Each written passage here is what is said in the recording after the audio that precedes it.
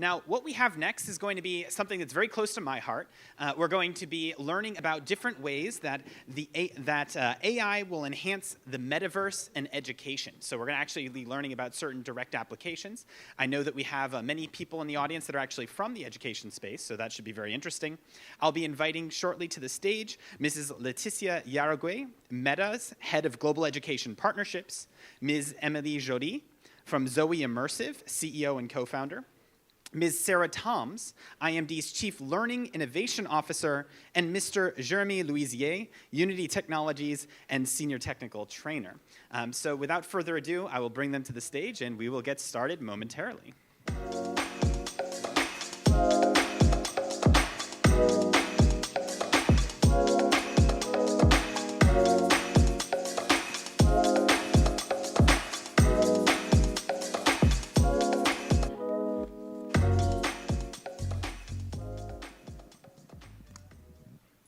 Thank you so much for that warm introduction, and hello everyone. I'm very honored to be here at AWE Asia and very excited to be joined by an incredible set of esteemed partners and leaders in the immersive learning space that are working on generative AI solutions and at the intersection of all these immersive technologies and artificial intelligence.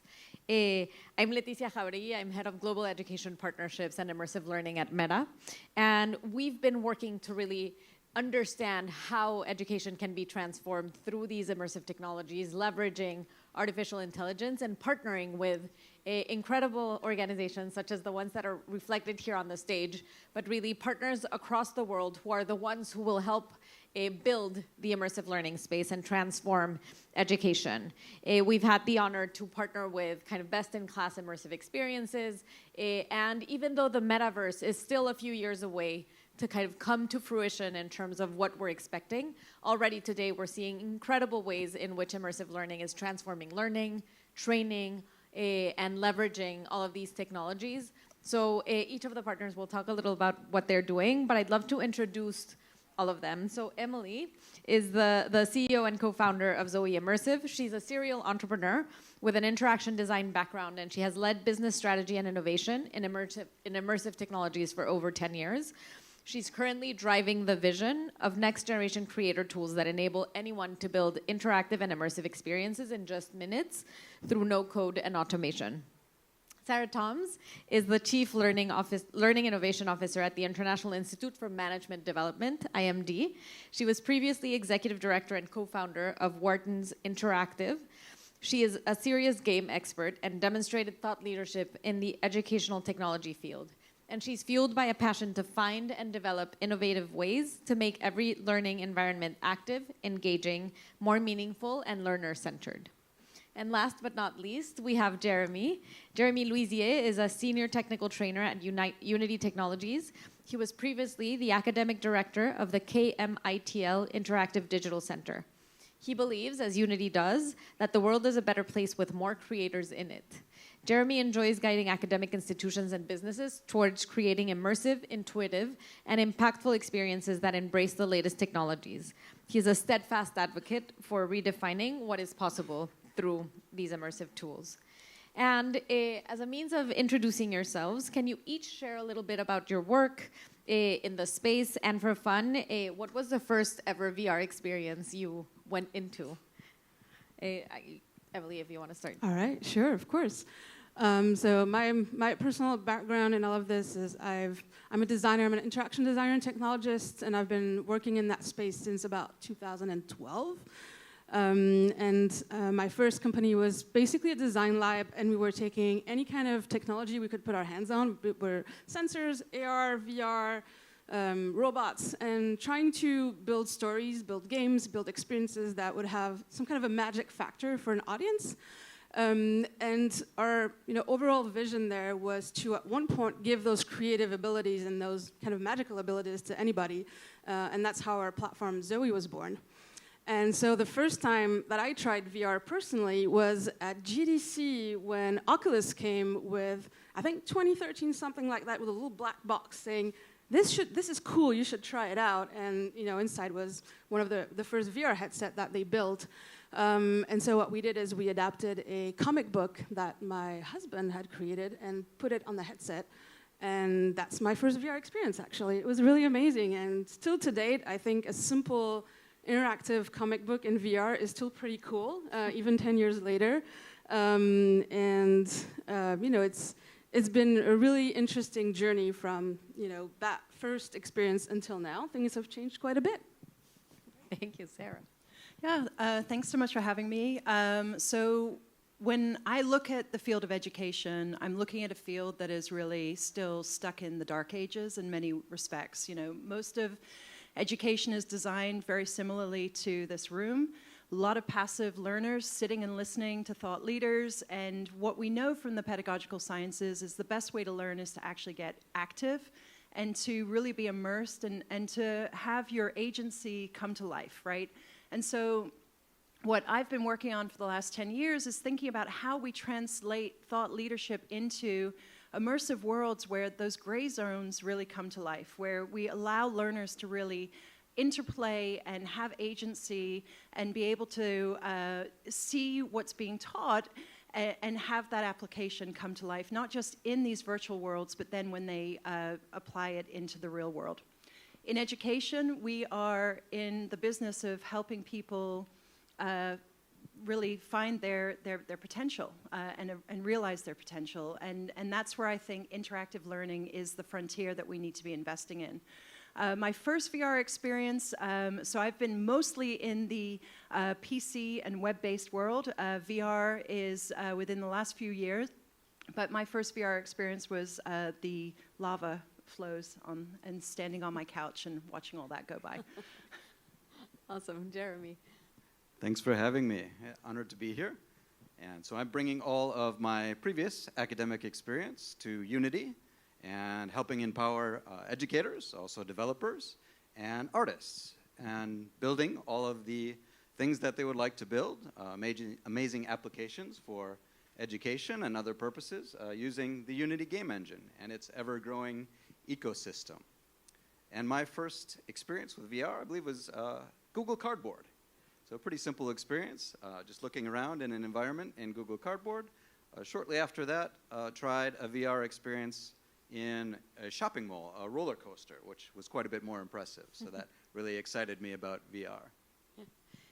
Nice. And I think we're talking about technologies that are still evolving. A lot of things are still changing, but we're already seeing how transformative they can be. We're seeing how it can bring subjects to life, especially now that we have Gen AI and we can build avatars around new subjects. We can recreate entire time periods to learn in virtual reality. We can use them in context where it would be very risky to do training or to do different types of assessment. And really we're seeing how the metaverse offers applications beyond gaming for learning, for training. There was a panel right before this with Tailspin who was talking about this active versus passive learning that you were mentioning, Sarah. And so immersive technologies and AI can unlock new opportunities now that they're intersecting.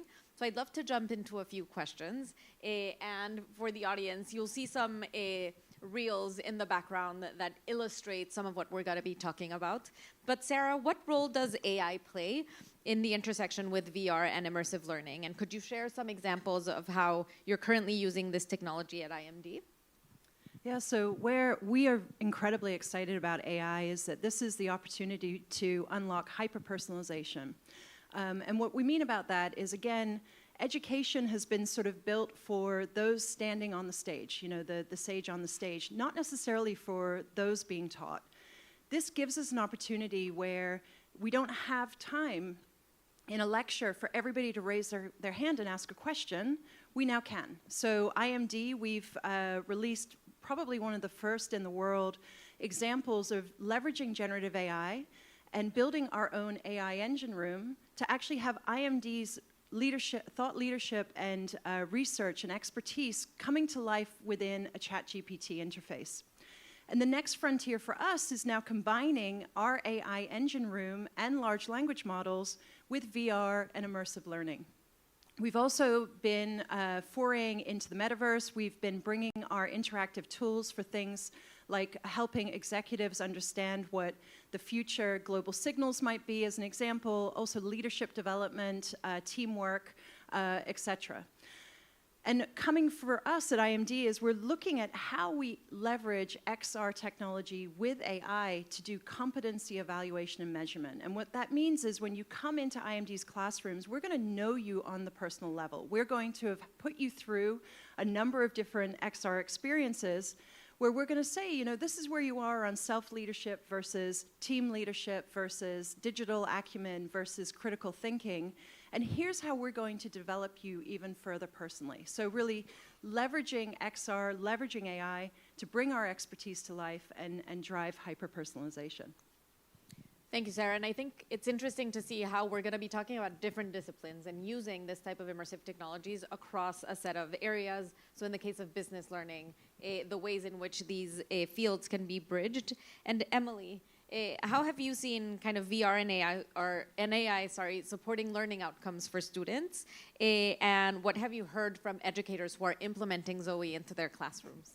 So we know, it's kind of a given that the world is 3D and we learn in 3D and we learn better spatially. And there's been studies that have come out from universities, but also other edtech companies that are showing how much of the outcomes are going up when the students are learning in a virtual environment. It's not really a surprise that that's happening. And their test scores go up. They're able to prove that with the students being in VR versus not being in VR. And that's kind of just scratching the surface still of what's possible, because it's not all about test scores, right? So it's not just about going into an experience, answering a quiz afterwards. Okay, you've learned better because it was in VR. That makes sense. And there's data to prove that. But I think the reason why there are a lot of teachers that are drawn towards the platform that we're building, which is a creation tool, which was full disclosure, originally not built for education, actually, and we ended up, out of 100,000 users, 80% are teachers and students in schools, and they are the ones that are actively using it, on a weekly basis, daily basis in classrooms. And so that's very interesting. So why were they drawn to that versus, I don't know, maybe going through an experience about cells, or another experience about the skeleton? And I think the creativity aspect and the ability for students to learn by doing, by being more communicative, by collaborating. They can do it from anywhere in the world as well. And they learn a little bit in a different way. It's more than just being there, going through the game, then saying, yeah, I got this, I got this right. And when we talk more about on the AI side of things, well, AI has been around in education and especially in edtech for a long time. It's used a lot for personalized learning and things like that, adapting the content based on how good the students are, and changing the course of action. If you're good at XYZ, maybe your next YouTube video is going to be more difficult, or it's going to be less difficult, things like that. And when we start mixing AI and immersive learning together, I think we can go a very long way into actually hiding a little bit the tech, and then just having the students have fun and play an experience.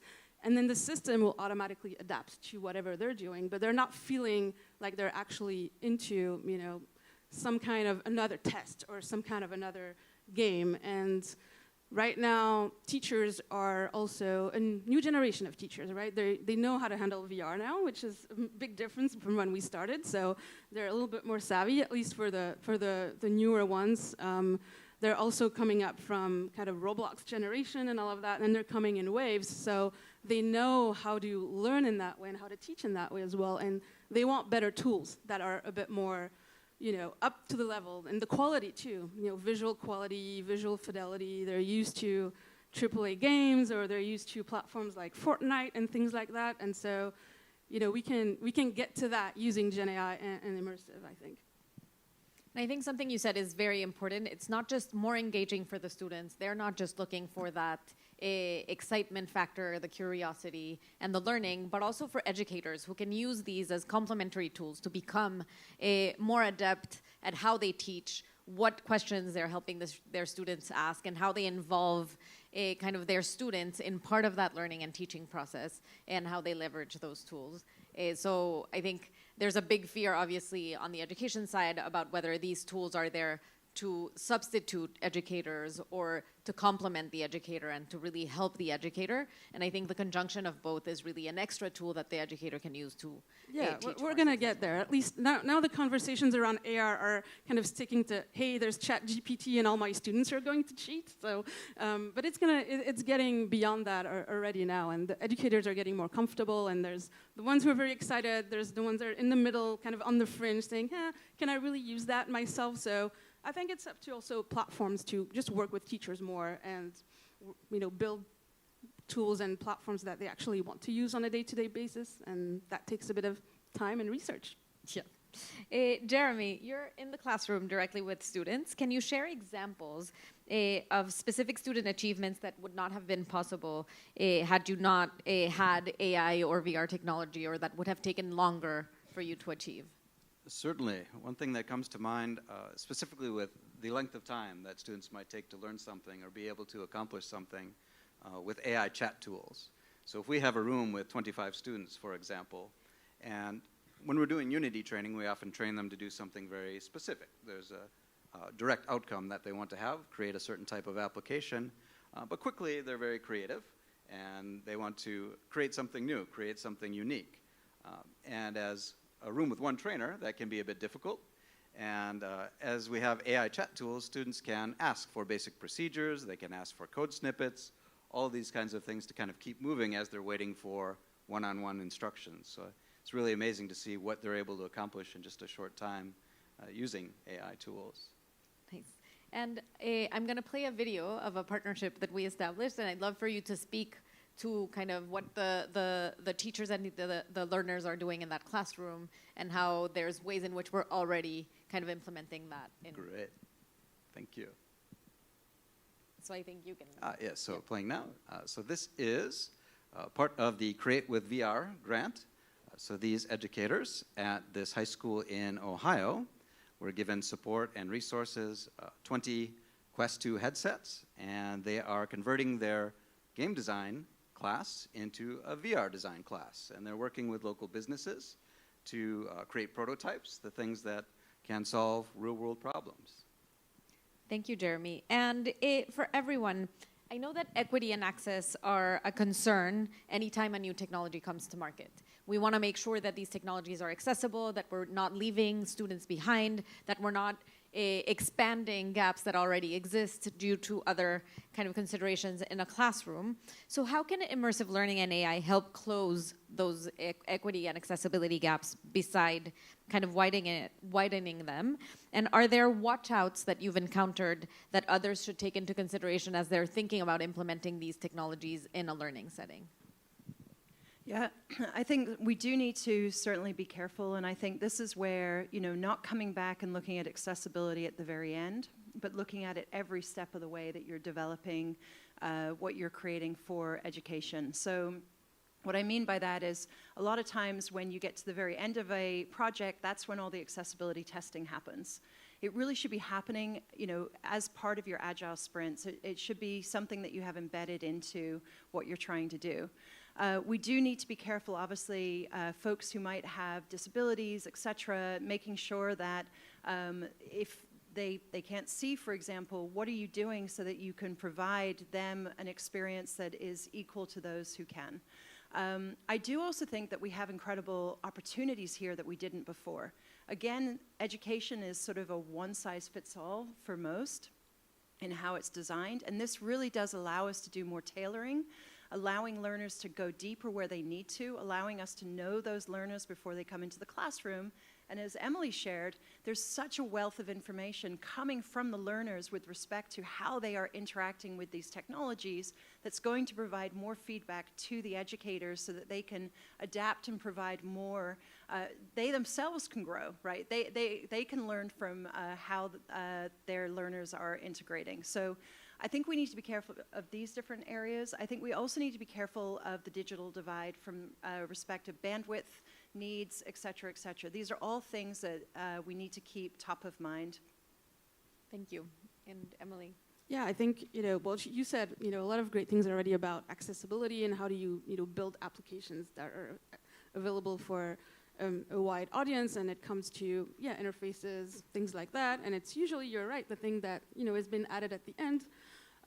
But if you can try and put that at the beginning, you'll just get a bigger audience, actually. So that's what's interesting, too. I mean, on our side, we start having therapists using our platform to build content for autistic young students because it's easy to use and they get it. And we took care of, being careful with the way we put our icons together and the way our interface is working. But there's still a long way to go. And one of the things we want to focus, and it's intentional as a startup, is you have to be intentional about diversity and equity and I'm just trying to help get the hardware first and the software to low-income countries, for example. And there's a lot of educators there who want to do this. There are thousands of them.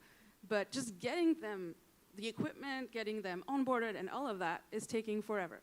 So I think there's something we can do there to also bridge that gap because the students who don't necessarily have the money or the schools who don't have the money, they don't want a lower-end experience. They don't want, the flat screen experience. They want the actual, real, high-end outcome, virtual reality experience. So I think if you're intentional about that, you can get those projects running. It just takes a little bit more time, but it is rewarding, and it can scale also pretty quickly because once you actually made it work once, you can repeat that, and they will end up, purchasing software, purchasing headsets, but they need to be able to do it at least once first, and get it going, get the teachers trained and everything. So yeah, I think these are some of my 2 cents about this kind of stuff. Is we really need to see more of that, and then inside applications themselves, there's kind of basic things like avatars, that need to look like everybody. So it is a really hard thing to do, but thanks now to a lot of platforms and third-party apps, we can integrate avatar systems that are a bit more diverse. But I remember when we first started, it was one of the main things is how the hell are we going to put everybody in in an avatar that looks like anyone? It's not the easiest thing to do. So yeah, very important though. I think I wouldn't recommend any application that is doing multiplayer or has some kind of avatar. Please do not put all the same avatars for everybody. Just don't do it. You can't do that anymore. It's just not possible. Thank you. And Jeremy, anything to add? Lots of great comments here. The only thing I would add, comments that you're talking about, things that are dangerous, things that are expensive, obviously bring to mind Jeremy Bailenson DICE acronym, so dangerous, impossible, counterproductive, or expensive things. And I think to make things more equitable, that some immersive experiences can give experiences that other students might not usually have access to, and be able to use those transferable skills when they do possibly get access to them in the real world. And I would say that Meta and Unity are doing some good things, specifically as far as the grants, like we saw Create with VR, and the Higher Education Innovation Grant as well. I think altogether have affected over 450,000 students and have provided resources in excess of $1 billion totally. So this is definitely a growing sector. I think there's a lot of moving parts because we need to think about the hardware and software implications. We need to think about it from the perspective of the teacher, about the learner, the institution where the two are coexisting, but also think about developers who are thinking about this space and building content and building these types of experiences. And you were talking about the avatar piece, Emilie, but what other kind of considerations should any creator that wants to get into this space have? How can they think about the opportunities in educational content, in immersive learning, and generative AI? Yeah, it's a great question, especially, so right now on our side, I would say work with teachers, or if you're a teacher, even better, build your own company. And we've seen a lot of successful immersive learning, content and platforms just coming out of educators who decided to, kind of do some research and then building their own company and then raising money from very well-known investors and things like that. So that's probably would be my 2 cents. If you're a team that's not educator-based and trying to build education, just get teachers onboarded as soon as you can, and then start going from there. I would also think about, areas where you can innovate in immersive learning. We've seen a lot of, biology. We've seen a lot of kind of basic, we're just going to show this in 3D to students, and that's kind of it kind of experiences. So if you're thinking beyond that as well, educators are also hungry for more content because there isn't that much content, and we talk about that a lot. There's not that much content out there for them to consume. So if the schools are going to buy headsets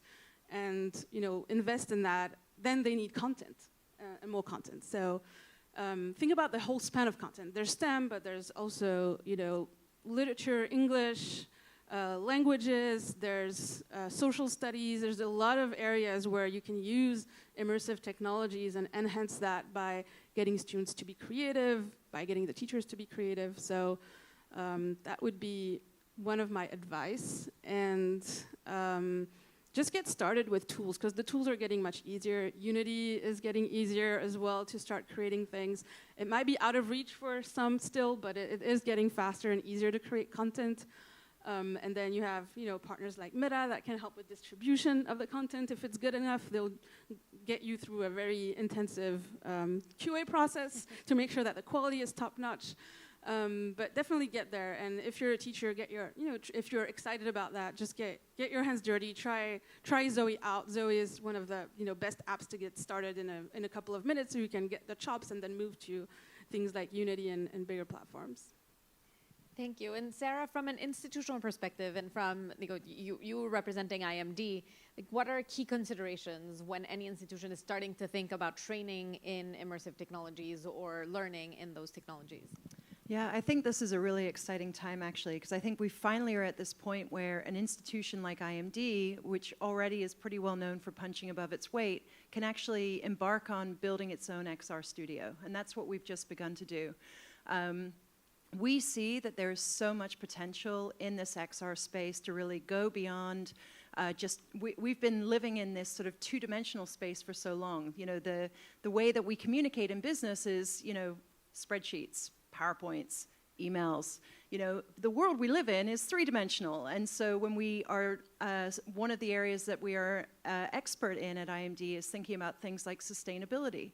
Sustainability is about spatial awareness within and spatial reasoning within ecosystems.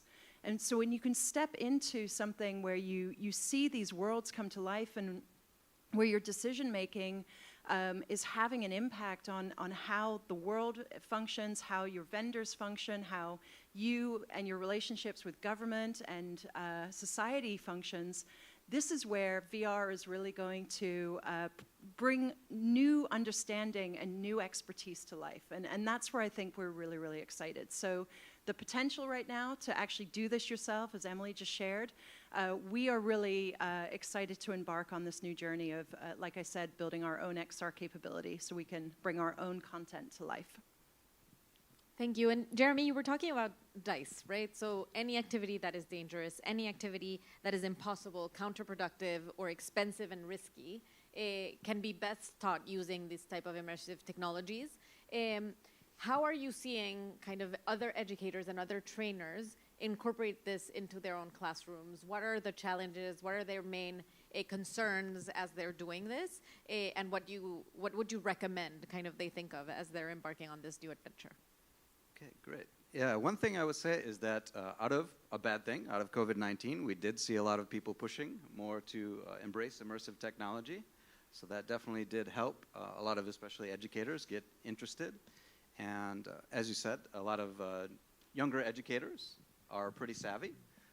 So they're able to adapt to the technology pretty quickly.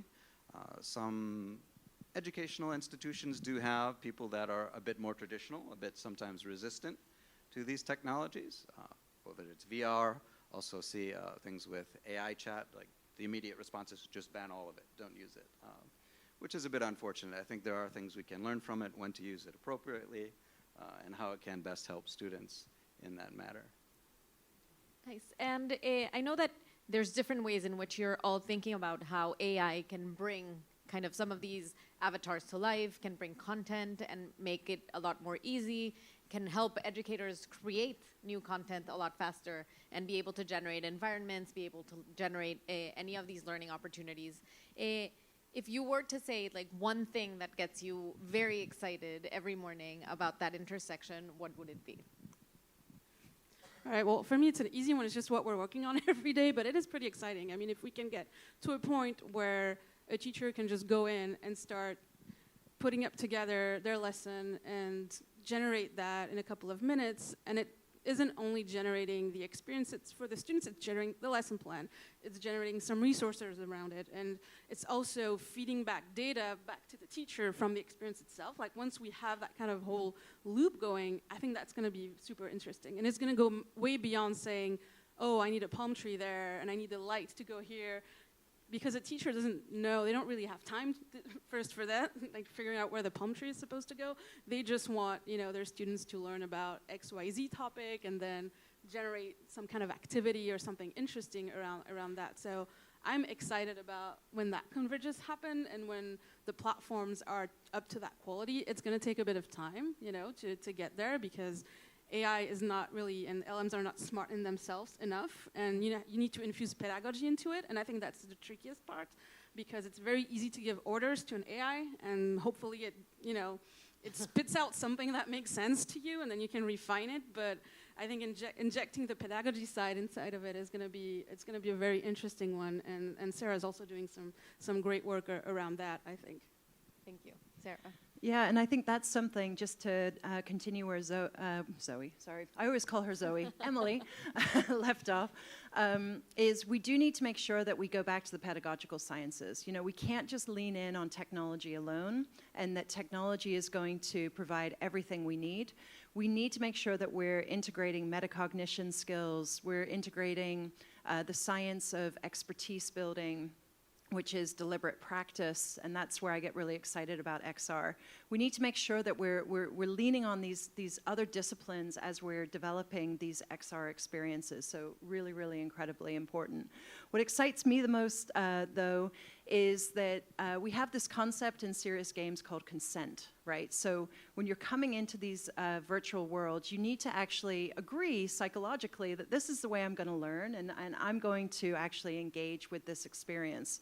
And I think bringing AI into this context allows players to build that agency, right? It allows them to say, you know what, I don't want to learn about the cell this way, I want to do it this way. And we can actually have these experiences adapt to consent and also provide what the learner wants to do. So super excited about that. And then also the ability to provide knowledge that is actually adapting to what the learner needs to know. So that's going to be, providing that coaching and assistance every step of the way, rather than the limitation of that one instructor in front of the room who can't provide it to every single learner. So very excited about what's coming in this next year or two. Thank you. Jeremy, what are you most excited about? Most excited about seeing all the stories that creators are ready to tell. So they already have their plans of what they're going to do with AI tools. Unity just announced at GDC that soon we'll have Muse and Centis, which are currently in closed beta. But seeing already what people have plans of what they're going to create and how they're going to use those tools, just kind of knowing the information they have already. So very excited to see what comes next. And I think it's interesting to think about this paradigm shift, right? So it's not just about the ways in which each learner can then decide the path to learning. It's not just about the educators having those tools and those pedagogical contexts to build these experiences, and the creators to be able to decide what they're excited about, how they help us build this content. But it's also about how that then transfers into the rest of your life. How is this going to enable any educator and any student to really incorporate into the future of work opportunities, and how we really leverage the human side and the human skills that are needed in kind of the next few years, that are going to be complemented, and where we're going to be able to leverage these artificial intelligence models, we're going to be able to leverage all these immersive tools, but really change the way in which we present what we're able to do. So for future interviews, we may be able to show what we learned through Zoe, and we may be able to prove that we know how to run a specific process, that we know about skills that are needed for a specific job. As we're thinking about business opportunities and the sustainability piece and those ecosystems, we're going to be able to prove that we know how systems thinking works, that we are aware of how things that we do today are going to impact those future decisions and are going to impact the future of the business. And as creators, I think we're going to be able to really understand what our role is and how we craft this space and these opportunities. So clearly I'm excited about what's coming. I know that each and every one of you are doing incredible work in this space every day. What other technologies are you interested in that are also impacting the future of education? And what are those intersections between software and hardware that are going to be essential for this to continue to have an impact in the sector? Yeah, so some of the things that we're looking at is actually the classroom design itself, right? So again, this sage on the stage, I would love to see every classroom turn more to an active classroom where it's more project-based, where the educator is more in the mix and is helping the students and is not necessarily here just providing lots and lots of theory that is going to be forgotten within 24 hours unless you have that opportunity to practice. We're also looking at, 360 rooms, we're looking at the potential of sort of integrating and thinking about the future of business case studies, so not just something, the case study was invented by Harvard, basically stolen from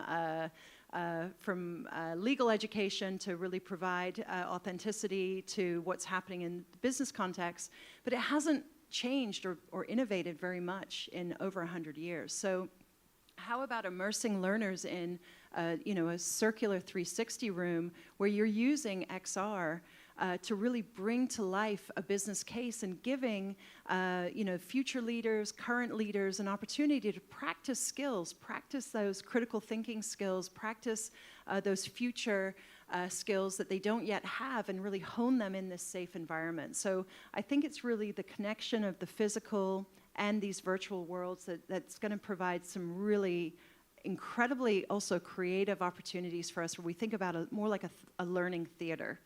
Is kind of what the concept is. And we're already starting to experiment with some of these ideas at IMD. So very exciting things to come.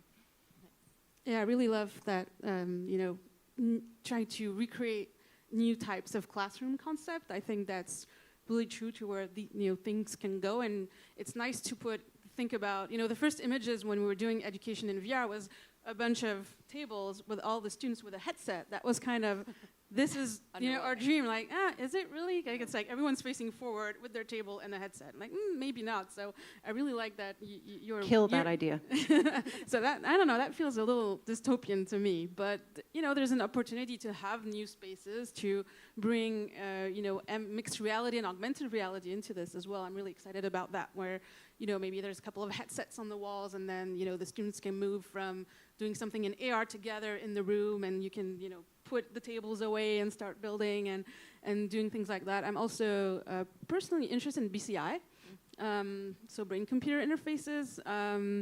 It sounds maybe a little weird for education, but I think there's opportunities there to do great things. There's a colleague-friend startup that's working on headphone and headsets that are connected to brainwaves, and I think any kind of input and information that we can get from students that don't seem invasive. Maybe it's it's through the headset, or it's through goggles, or it's through anything, and feed that information back is going to be very interesting. So when we can start thinking about something and it can detect that and the experience can change, I'm pretty excited about that as well.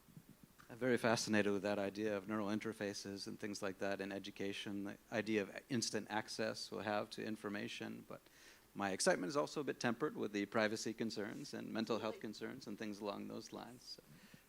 Could tap into a bit of a dystopian idea, but I think if we do it right, then it has a lot of good potential. Along those lines, we are already using sensors in business education, and that's been really incredible. So putting leaders through exercises where we are, basically putting them through simulated scenarios and showing them, here are some techniques to really get control of your heart rate, your breathing, to help you actually not just make decisions based on a heated feeling within your body, but to really help you gain control so you can make smarter decisions. So I think sensors as well is a place that we should be looking at. Thank you. And this is a really exciting conversation. I have a lot more questions that I could ask, but I wanted to give the chance to anyone in the audience. If you had a question for any of the speakers, I'm happy to take that. The lights are a little bright, so if you do have any questions, please feel free to raise your hand or approach, and I can share my microphone, and if not, I will continue with a couple of more questions that I have. Sorry. Oh, there's a question right there. I can repeat the question if you want to. Can you hear me? Yes. Hi, Oh, and I think there's, yes. Thank you. Sorry for making you run. Yes, you are projecting really well. The sensors would be happy with your projection. Well, thank you everyone for all these insights. Super interesting. My name is Tiago Valente. I work as a creative director for Joly, creating immersive experiences in Web3. But I'm also an educator, a professor at Parsons in New York City. And there's something that to me always comes as a, how can I say, how do we balance, because you mentioned critical skills, critical thinking skills, which is crucial, it's important, because especially in design, but also in many disciplines, without that, then we don't innovate, right? So what's happening now, especially with the new generations, is that those critical thinking skills are getting harder to achieve, because these new generations start depending more on technology, which is amazing because of what we've been talking about, right, in terms of AI, but also we have still the physiological component. So my question, and probably it's an open-ended question, but I would love to hear your thoughts about that. Like, how do we merge those, how do we balance that? How do we create an AI that doesn't steal from that experience of critical thinking, acquiring? So I would love to hear your thoughts. Thank you. Thank you. Are you sure? So I think that it's going to be really interesting as we watch humans and AI evolve. I think that this is where actually education is going to, the need for how we educate in the critical thinking space is going to actually need to elevate a lot. If we only rely on the answers coming out of generative AI, then the world is going to become a very same place, right? We're all going to converge on similar ways of thinking, and innovation is going to start drying up. And I know humans crave innovation, we crave things that are different, and we also crave authentic experiences as well. We crave being authentic with each other. I often use the example of what happened with the Green Revolution. You know, we were able to start producing food at scale, and we started to see a lot of fast food coming. And then we saw sort of a move back to really wanting to know the farmer and farm to table and feeling an authentic connection to our food again. And I think the same is going to happen with information and ideas. And so I think how we co-evolve with AI, how we think critically based on what we get back from AI and say, you know what, how right is this? Is this just a good start that I can springboard into the next innovative idea that I wouldn't have thought of if I didn't have AI helping me in the first place? So education is really going to have to move faster into this critical thinking space, even more than we have in the past, is my belief. Yeah, I agree too. I think it's just going to force critical thinking up. Especially if you're talking more precisely about things like ChatGPT and then students, writing and not really thinking and then just getting the answers from there. But a lot of time it's wrong anyway. So, I mean, I've been using it quite a bit, but more for communications purposes. But when you actually input something into it and it exports almost the same thing, it's the same lingo, it's the same icons at the beginning. So it's very easy to see when an email comes in, if it was written by chat or anything on LinkedIn, you'll see that it's the same semantics and everything. So it actually forces you, if you're trying to use it well, to, basically fact check all the stuff, but also, improve it. So, and it's going to be also on the teacher side to do a little bit of that probably. And, we've seen that happening already. What I tell teachers to do usually is to choose the most boring subject that they have in their year and try to infuse some, immersive learning or AI and creativity into it. And that usually helps with the critical thinking side of thing. I know a 6th grade teacher who managed to do some critical thinking around the water cycle, which was kind of fun. I would just add that it's good if academic institutions can support educators like yourself. I think that's a very good step towards asking the right questions, to doing the right research, to find out more about what AI can teach our students, but also kind of teach us, ourselves. I think it shows things about biases and things we might not think about otherwise with the data that it's trained on that can kind of be easily exposed and like, oh, we need to address this more thoroughly. And the only thing I would add, I think, is we're going to have a lot more easy answers, but at the same time, we're having to ask a lot of more new questions. No, so for me, what's exciting in education is we get a chance to ask those questions. I think we're going to come into an era where we're going to have to change the way we ask those questions. We're going to have to be a lot more open and comfortable with uncertainty as these things take shape, as we start to use these tools, as we start to see how disciplines are changing, the types of jobs that are coming out of this new kind of paradigm. But it is going to be a very different logic. A lot of traditional education models are more used to just providing those answers instead of helping the students think about the questions, helping the educators come up with new frameworks, new questions, new paradigms. So I think that is going to be a very exciting stage, but it is going to be somewhat painful for anyone who is not comfortable with asking those new questions and without getting necessarily the right answers immediately. And AI is definitely not necessarily going to provide the right answers immediately for that part of the journey. I don't know if there's any. Oh, there's a question. Oh, here. Yes, please. Hi. I'm actually a young professor in one of the local universities and involved in digital transformation. So very specifically, because I'm also involved in executive education, so actually I want to target the question with Sarah in IMD.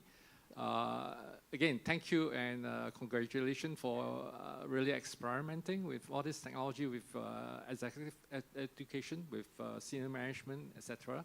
So very specifically, I'm very curious as to what type of results or outcome have you managed to see so far with whatever you have done, say with your VR, headset, etc., with senior management training. And very specifically, in terms of cost, in terms of development, in terms of success and failures, learning that you have achieved so far, could you share a bit more? Thank you.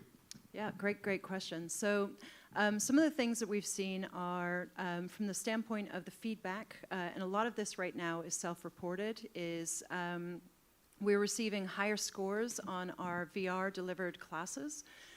Really because this is the opportunity to, what we've done with one of our VR games is we've actually created the metaphor of an organization. So we've got sort of those who are in the tactical positions of the organization, those in middle management, and those in senior management. And they're on a spaceship, right? And things aren't going very well. And so moving those learners over a few lanes and putting them into the simulated environment gives them a very, very meaningful metaphor to kind of be in a team-based scenario and a leadership scenario and actually have more reflection about how they are performing, especially when the pressure is being put on. What we saw from my work at Wharton, so we studied a lot of the games-based experiences and we did a lot of side-by-side studies where we had learners in Wharton MBA classes going through non-simulation-based courses versus those who went through simulation-based courses. And we saw actually standard deviation improvement of those who went through the simulated experiences, number one. Number two, the memory and the transference has years, it's sticky for years and years because it's like an inception experience, right? You are the star of the show. This is your startup that you're running. This is your digital transformation experience that you're leading. And because of that, it's very memorable for you. And what we hear, and we would hear from Wharton MBAs, is years and years after the experience, they would come back to us and quote the non-player character names, the scenarios they were in, and how being in those experiences actually saved them lots of time, money, and mistakes years and years in the future. So the space has been studied actually a lot from the simulation standpoint. That's one of the largest areas in the pedagogical sciences that you'll see. But from what we're seeing at the moment in IMD, it's self-reported. Where we're moving is actually instrumenting a number of XR experiences, like I said, for different competency development. And we've got 6 competencies that we're going to be focusing on, 6 competency areas with about a dozen skills that we'll be tracking per area. So we're just in the early stages with Zoe, Meta, and Unity, and I'm happy to stay in touch on LinkedIn and share what we learn. Yep, no, pleasure. Thank you. And I think there was one last question on this side, and thank you. Oh, over here.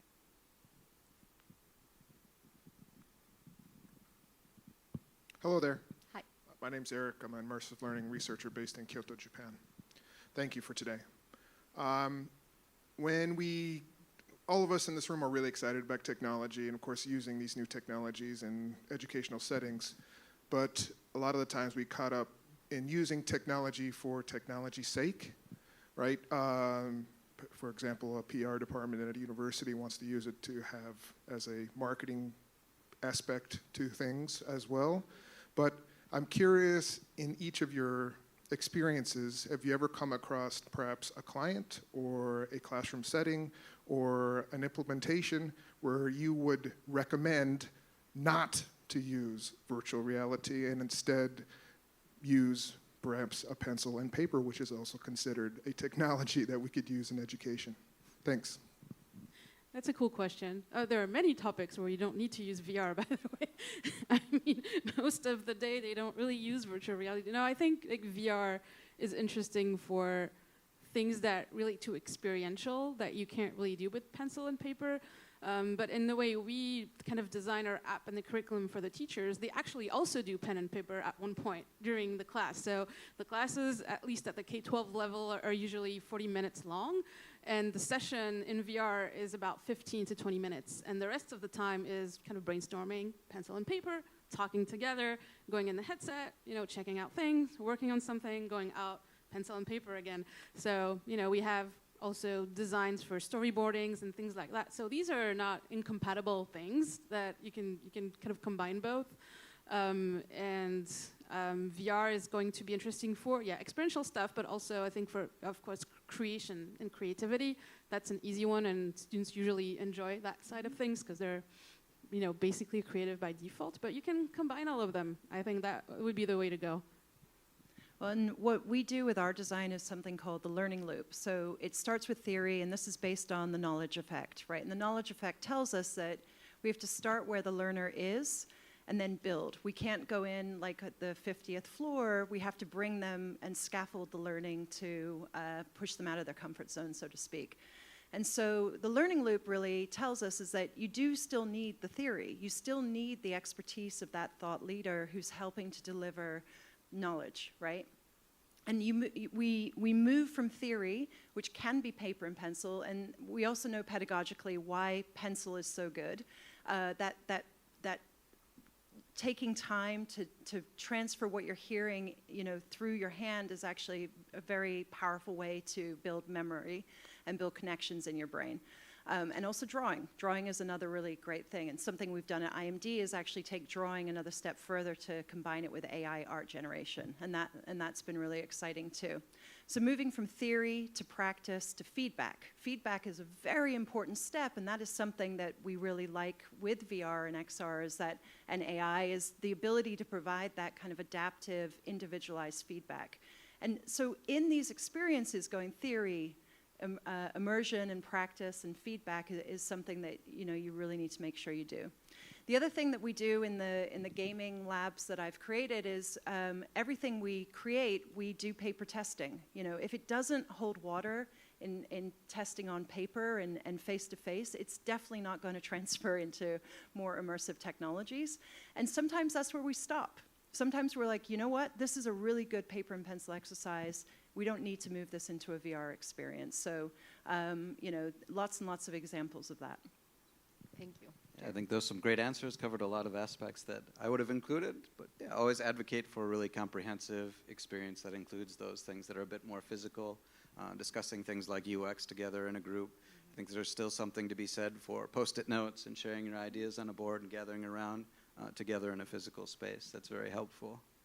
Yeah, especially if the school is using that more as like a PR, kind of mechanism, then I would say, if you get the headset, that's really awesome. You're lucky you actually have headsets. So maybe just try to find where this fits in your own curriculum rather than thinking about, oh, I really need to use this, because it's marketing. I don't want to use it. Then think a bit more about maybe there's, one thing in my whole year class that doesn't really land well with students, and, that would be an exciting way to start, and do something short, like 3 days, 5 days, get started, and then see if you get comfortable with it, and, the students as well. Yeah, clearly, all of these examples show that there's moments where the technology is ideally suited to come in and land some of these concepts and help the educator kind of convey that. I think the learners very quickly know when it's a gimmick versus when it really is to further their learning, and when it really is being used as a tool for a specific purpose and as a means to an end versus an end in and of itself. And that's where we're most excited, because that's when we'll see adoption, that's when we're going to see the technology continue to evolve. And eventually the idea is that there'll be less friction when you change from one to the other, so that you can really integrate the different processes, and you can switch from kind of writing and putting pen to paper, from an in-person conversation to a virtual social activity to a learning opportunity in VR, leveraging AI, et cetera, et cetera. So I think you are very right that it should not be kind of the end itself. It should be a means to an end with a clear purpose and with a clear learning outcome in mind. And I am very grateful for the questions. These incredible partners and speakers are here. So if you want to engage, if you want to learn more about the work we're doing, we have incredible partners across the world that are doing very interesting things. There's a lot of research that is yet to be done, and we're excited about how this is going to impact the future of learning. So if there's a final thought that any of you want to share, and thank you so much for joining us in Singapore at AWE Asia, and for everything that you're doing to really propel learning in the metaverse. I was going to say thank you for listening and asking all those great questions. And of course, feel free to reach out if you have any interest in, getting started with immersive learning. And what I would say is just, just keep on working on making learning active and personalized. Just thank everyone for your time and attention, and thanks for having us. And just would like to work in a plug for good things like VR for Good that Meta is doing, and on the Unity side, Unity for Humanity, to kind of reach out and look for those case studies, to tell stories maybe that haven't been told yet. Thank you. Thanks.